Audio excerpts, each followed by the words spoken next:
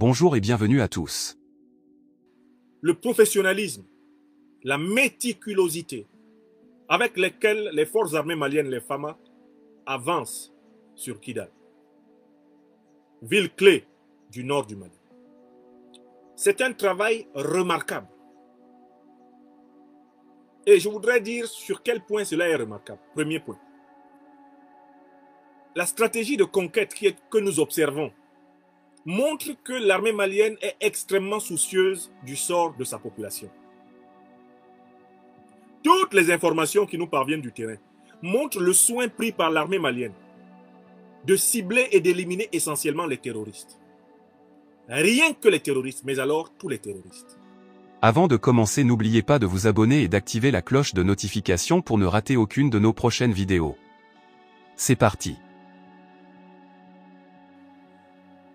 Je voudrais saluer cet esprit de responsabilité, cet amour des FAMA pour le peuple malien de Kidal. Parce que si l'armée malienne était dans une logique de punition collective, telle qu'on en a vu une par exemple dans la guerre israélo-palestinienne à Gaza, que ferait l'armée malienne? Elle se contenterait de raser Kidal. Et elle en a les moyens. Vous êtes d'accord avec moi? L'armée malienne a aujourd'hui les moyens aériens de raser une ville. Mais l'armée malienne a décidé de ne pas faire cela parce que c'est une armée patriotique. C'est une armée nationale. C'est une armée multi-ethnique. C'est une armée panafricaine. C'est une armée qui aime le peuple malien, du nord au sud, de l'est à l'ouest en passant par le centre. Je vous invite à saluer le président Assimi Goïta et l'ensemble de ses compagnons pour la qualité de leur travail militaire, de militaires républicains, militaires patriotes. L'armée malienne avance sur Kidal comme la mère poule va à la bataille en protégeant ses œufs et ses poussins. Le peuple malien de la ville de Kidal est la prunelle des yeux de l'armée malienne. Vous avez bien vu comment la propagande essaie par tous les moyens possibles de faire porter des crimes contre la population civile à l'armée malienne. Ils n'y réussissent pas parce que l'armée malienne, au jour le jour, non seulement communique, mais frappe précisément avec photo à l'appui. Elle frappe avec image à l'appui, avec compte rendu, horaire, minutes et même secondes, tierces à l'appui. Elle frappe essentiellement les positions tenues par des terroristes. Ça, c'est le premier point. Il y a un deuxième point qui m'intéresse beaucoup. C'est de voir l'angoisse. L'angoisse qui s'est emparée non seulement des cadres terroristes de la SEMA, les terroristes dits de la SEMA, ou comment ils ont appelé ça, du CSP. Ce sont tous des terroristes. Il s'agit des représentants plus ou moins présentables d'Al-Qaïda et l'État islamique et des suppôts du néocolonialisme et de l'impérialisme qui a détruit en 2011 la Libye dans le cadre de l'alliance de l'OTAN. Ils travaillent pour cette alliance. D'accord? Alors ces gens-là, ce que j'observe, c'est le vent de panique et d'inquiétude immense qui s'est emparé d'eux. Même dans leurs médias, ils reconnaissent que l'emprise de l'armée malienne sur Kidal est nette et claire. Ils reconnaissent que les terroristes sont sur le repli, que les terroristes sont sur la débandade, que les terroristes sont sur la défensive, que les terroristes en réalité essayent, pour ainsi dire, de sauver leurs arrières pendant qu'ils détalent. La question est la suivante. Mais pourquoi les terroristes cette fois-ci? Pourquoi les terroristes ne brillent pas par la capacité de faire face? Pourquoi ils brillent plutôt par leur capacité à se replier? Il y a un vrai problème qui leur est arrivé et que j'observe dans le nord du Mali. C'est la perte du contrôle du ciel. Tant que ces terroristes bénéficiaient des conseils des néocolonialistes et des impérialistes, ils avaient le renseignement satellitaire en même temps que les appuis aériens. Dans la nouvelle bataille qui oppose l'armée malienne aux terroristes, les terroristes, même quand ils ont encore du renseignement satellitaire, ne peuvent plus bénéficier de l'appui aérien. Et j'ai lu toute la presse néocolonialiste qui dit que la supériorité aérienne, qui reconnaît que la supériorité aérienne de l'armée malienne est indiscutable. Or, c'est un principe militaire connu. qui contrôle le ciel, contrôle la terre. Beaucoup se sont posé la question de savoir pourquoi la prise de Kidal ne se fait pas aussi vite, par exemple, la prise totale de Kidal, pourquoi elle ne se fait pas aussi vite que celle de Thessalite, etc. C'est parce que l'armée malienne, justement, voulait éviter toutes sortes de bains de sang, qu'elle avait élaboré un calendrier de retrait concerté avec la MINUSMA, de telle façon que les départs de la MINUSMA coïncident avec le remplacement et le positionnement de l'armée malienne, le positionnement des femmes. De telle façon que ceux qui sur place seraient tentés d'initier une action subversive aient une réponse immédiate et rapide. Le mécanisme, le chronogramme qui avait été mis en place était de nature à économiser autant que possible les vies civiles et économiser tout naturellement les vies militaires. C'est pour cela que, malgré les incidents de Thessalite, de Ber, des incidents de Gundam et consorts, les vies ont été économisées dans ces combats. Puisque l'armée malienne avait réussi à anticiper le retrait de la MINUSMA. D'accord? Or, qu'est-ce qui s'est passé avec la trahison de l'ONU à Kidal? Ce qui s'est passé, c'est que, en se retirant plus vite que prévu, l'ONU, à travers la MINUSMA, a favorisé la mise en place d'un dispositif mixte des terroristes, se protégeant en partie à l'intérieur de la population civile et pour partie seulement dans le camp militaire principal aux portes de la ville. Donc en fait, les terroristes veulent absolument amener l'armée malienne à une guerre dans laquelle les populations civiles seront victimes de dégâts collatéraux. Parce qu'ils ont besoin d'images de populations civiles tombées lors de ces combats pour provoquer l'émoi international qui sera récupéré par leurs amis de la presse néocolonialiste de la France-Afrique et utilisé pour flétrir et salir l'image du Mali. C'est parce que le Mali a compris qu'ils veulent utiliser les civils comme boucliers humains que le Mali a décidé de venir méthodiquement les cueillir un à un. Donc, quel que soit le temps que va prendre la bataille de Kidal, nous avons confiance en l'armée malienne. Et nous savons qu'elle procède de cette façon pour protéger la vie de nos frères et sœurs en humanité.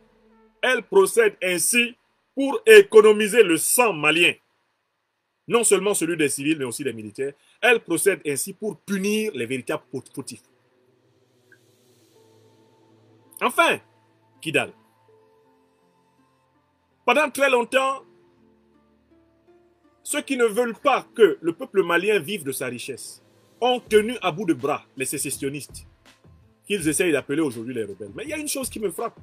Dans toute la presse de la France-Afrique, parlant de la bataille de Kidal qui a commencé, puisque l'armée malienne est pratiquement dans la ville, à l'heure où je vous parle. Je suis frappé par une chose. J'ai refait un tour d'horizon de la littérature. Toute la presse de la France-Afrique dit que la bataille de Kidal aura lieu entre l'armée et les rebelles. La question qui se pose très sérieusement, c'est où sont passés les terroristes? Où sont passés les terroristes d'Al-Qaïda? Où sont passés les terroristes de l'État islamique? Si finalement la bataille de Kidal n'oppose que l'armée malienne et des rebelles sécessionnistes, où sont passés les terroristes d'Al-Qaïda et de l'État islamique qui pourtant, de l'avis des mêmes médias, étaient les principaux responsables des crimes dans la région et qui régnaient en maître dans la région? Où sont-ils passés? Où sont-ils passés? Je lis RFI, on ne parle plus d'Al-Qaïda et de l'État islamique. On parle de rebelles Touareg. Je lis Le Monde, on ne parle plus d'Al-Qaïda et d'État islamique. On parle de rebelles Touareg. Je lis Jeune Afrique, on ne parle plus d'Al-Qaïda et l'État islamique. On parle de rebelles Touareg. Mais où sont donc passés les miliciens d'Al-Qaïda et l'État islamique, réputés les plus redoutables occupants, ensanglantant le nord du Mali? Eh bien, je vous donne la réponse. Ils ne sont allés nulle part. Les rebelles d'Al-Qaïda et de l'État islamique sont exactement les mêmes personnes que les gens du soi-disant de la soi-disant SEMA, coordination des mouvements de l'Azawad. Ce sont les mêmes, c'est le même personnel. Ce sont exactement les mêmes que les gens du soi-disant CSP, cadre, je ne sais pas, de sécurité permanente. En fait, c'est le même personnel qui, de temps en temps, change de nom. Quand ils se comportent comme des truands, on les appelle Al-Qaïda, l'État islamique. Quand ils se comportent un peu comme des gouvernants bon teint, là on les appelle SEMA, on les appelle CSP. Vous avez compris? Je recommence. Emma va boire un peu d'eau. Va boire un peu d'eau. Arrête de tousser là. Va boire un peu d'eau. Lève-toi, va boire de l'eau. Alors, donc, je recommence cette explication. Soudain, Al-Qaïda et l'État islamique ont disparu de toute la littérature de la presse de la France-Afrique. Au moment où la ville de Kidal se prépare à tomber sous le contrôle total des forces gouvernementales, des forces nationales maliennes, les FAMA, on dit que la bataille a lieu uniquement entre l'armée malienne et des rebelles Touaregs. Parce qu'on veut absolument, bien sûr, vendre la théorie du génocide ethnique, du fait qu'il y a une ethnie qui serait ciblée, ce qui est complètement faux. Mais la question, c'est, mais où sont donc passés tous les gens d'Amadou Koufa, tous les gens de Al-Qaïda? Mais ils ne sont pas allés quelque part, ce sont les mêmes. L'explication est toute simple. Ils ont juste changé de nom. Ce qu'on appelle les rebelles Touaregs, ce ne sont rien d'autre que Al-Qaïda et l'État islamique. Je vous ai dit plusieurs fois que le diable a ceci de particulier qu'il aime prendre plusieurs noms, mais il est le même. Il est le même. Donc, en fait, l'armée malienne est en train de mener une opération directe contre les bastions les plus puissants d'Al-Qaïda et de l'État islamique. Car ceux qui tiennent encore quelques positions dans Kidal ne sont rien d'autre que les mêmes qui ont été implantés par l'OTAN après l'assassinat de Kadhafi et le saccage de la Libye. Ils ont été implantés au Mali, au Burkina, au Niger. Ce sont les deux organisations terroristes principales créées au Moyen-Orient. Sous l'égide des mêmes puissances impérialistes occidentales, ce sont elles qui opèrent. Donc il ne faut même pas que vous cherchiez à savoir où se trouve Al-Qaïda, où se trouve l'État islamique. Ils sont face à l'armée malienne à Kidal. Et ce sont eux qui se donnent des noms. Rébellion Touareg, CSP, SEMA. Ils ne sont rien d'autre que les organisations terroristes qui, depuis 2011, ensanglantent notamment cette région. Je voulais souligner cela. Donc, je renouvelle mon soutien, ma confiance aux autorités maliennes. J'appelle toute l'Afrique des libertés à soutenir le Mali, à soutenir les forces armées maliennes, à suivre de très près les péripéties de la victoire qui s'annonce retentissante à Kidal et à saluer le professionnalisme de cette armée qui, franchement, dans l'approche de Kidal, montre à quel point elle aime le peuple malien.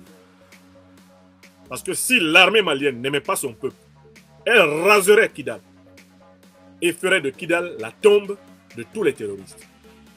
Mais le président Assimi Goïta veut veiller à ce que toute vie malienne dans la ville de Kidal, dans toute la mesure du possible, soit préservée et que soit uniquement combattue, ôtée, extirpée, neutralisée à jamais ceux précisément qui, envoyés par l'impérialisme occidental depuis la Libye, sont venus ensanglanter toute la bande sahélienne. Je salue cette grandeur. Je rends hommage ici à cet amour de cet homme pour son peuple. N'oubliez pas de vous abonner et d'activer la cloche de notification pour rester informé de nos prochaines vidéos. Restez à l'écoute pour les développements passionnants à venir.